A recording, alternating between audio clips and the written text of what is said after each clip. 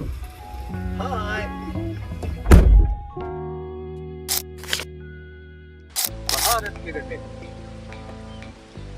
My name is Bennett Garrett, and I've been living in India for now 3.5 years. Now originally, I come from about 6,000 miles away, and it's a route that many Indians would take to go to live in England, but I've done the opposite. Here I am in Mumbai. And many people ask me, why don't come and live in India? So that's why I want to share my story with you and talk about my journey as to why I've come. And there were two reasons why originally I came. One was because I was in touch with family here in India, and I thought I could come over and be more useful, to help them more. And second was to be able to pursue my passion, my love, which was acting. And I've always done acting, but now that I'm in India, I've been able to do it as my main job and land roles in the Bollywood industry and also industries like in Tollywood and Collywood and Sandalwood and all the other woods around India. So let me take you on my journey with me, discover my life here in India. First of all, you can enjoy a beautiful Mumbai rainy season, a beautiful beach in Mumbai.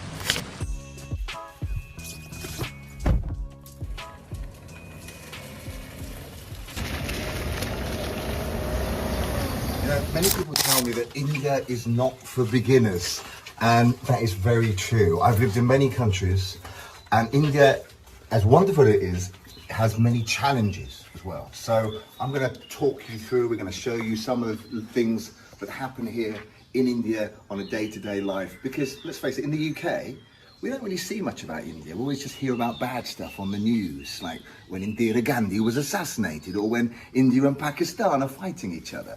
But there's a whole lot more to life here in India than just that. So I want to show you what it's like living here in the beautiful land of Bharat. So us British often think we're the ones who built a lot of great structures here in India, but this was built in 1533, Fort Versailles. It was built for the Shah of Gujarat, and then a year later the Portuguese came and took it over. Then in the 1700s, it was the Marathas, who are the local people here in Maharashtra. They came over, and then of course when the British came, they took it over. And now it's back in Indian hands, of course. So this building has been here for a good 500 years, and it's still standing. Well, parts of it anyway.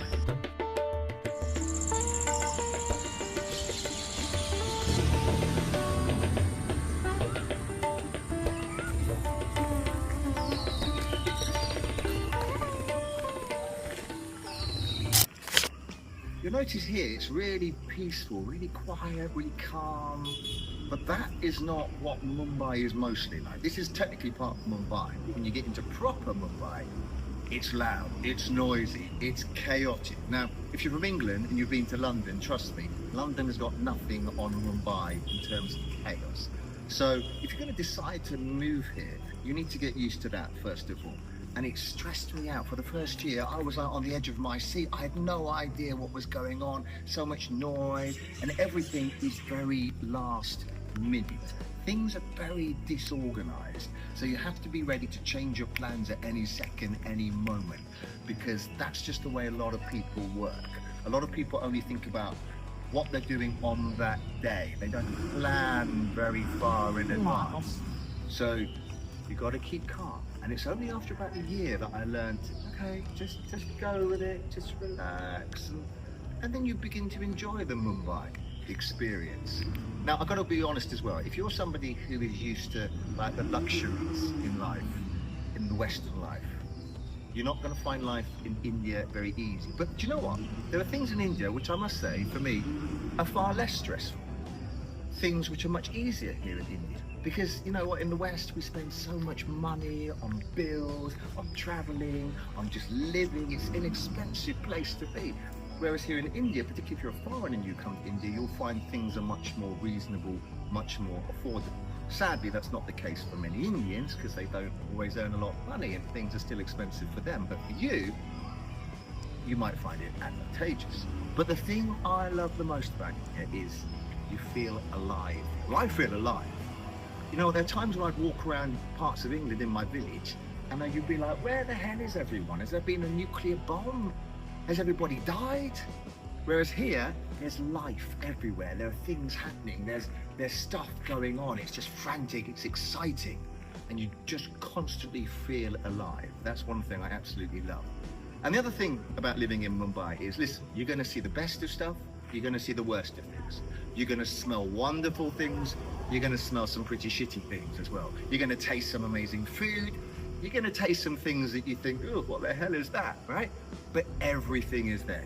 Life isn't hidden behind, it's not sterile like it is in parts of Europe where everything might seem perfect on the outside, but really it just feels like it's dead, it's got no soul.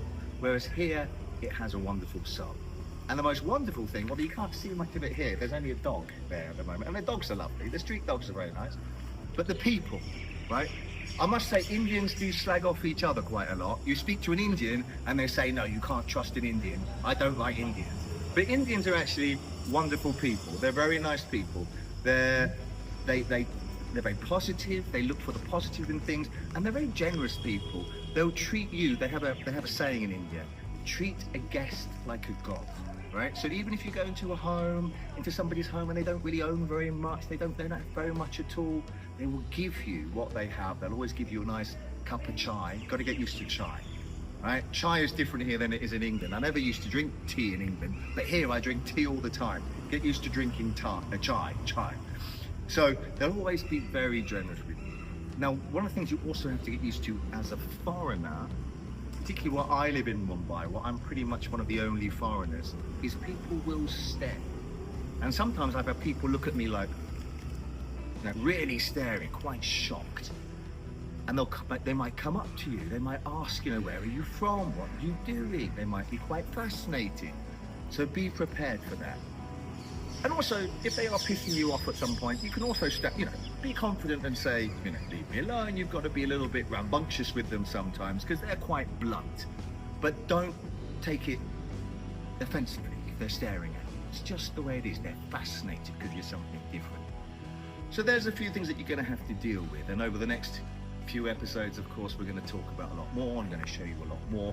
I'm going to show you something in a little bit because I've recently started to drive here in India, and driving on the roads, you take your life in your own hands. So we're going to pop back in the car. Wish me luck. Bye for now.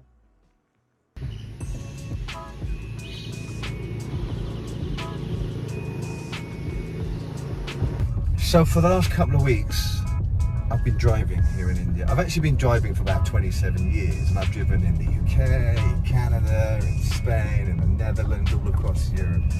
But driving in India is like, it's a whole new experience, and you just have to be so aware of what the hell is going on, because there'll be things coming at you in all directions. Sometimes there's cars on the wrong side of the road coming at you. There'll be street dogs, there's cows walking around, people. So you just got to be ultra careful. And you know, one thing that you have to use all the time here in India, which you're not allowed to use when you're in most European countries, is this.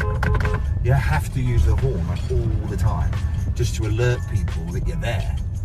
So it's quite an experience, I have to say. But now that I finally have a car, I've only had it for a couple of weeks, as I say, it's incredibly liberating. Because most people in India, they drive with a two-wheeler, like a scooter, as we call them in Europe, or scooty, they call them in India, or a motorbike. And you know what? You'll see whole families on motorbikes. You'll see. So I've seen 6 people on one scooty. I mean, that will include like a baby and a toddler and then the rest of the family. So you can fit a lot. And they'll even use their scooty to transport like a wardrobe or a mattress or something. So they get quite, that's one thing that Indians are really good at. They're really ingenious. There's nothing, take a right. Which one's, here we go.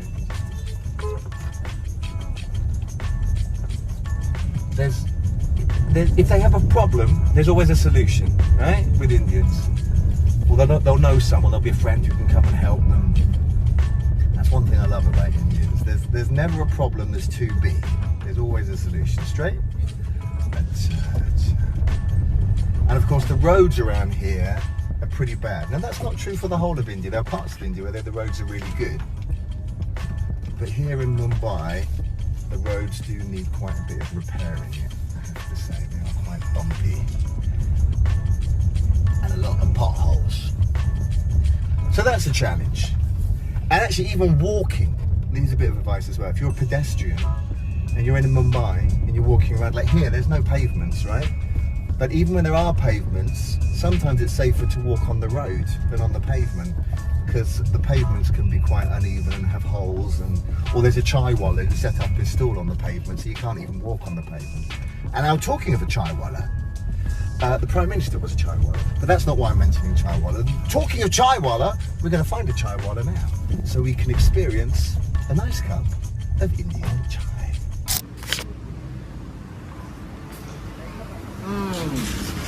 Lovely Indian chai.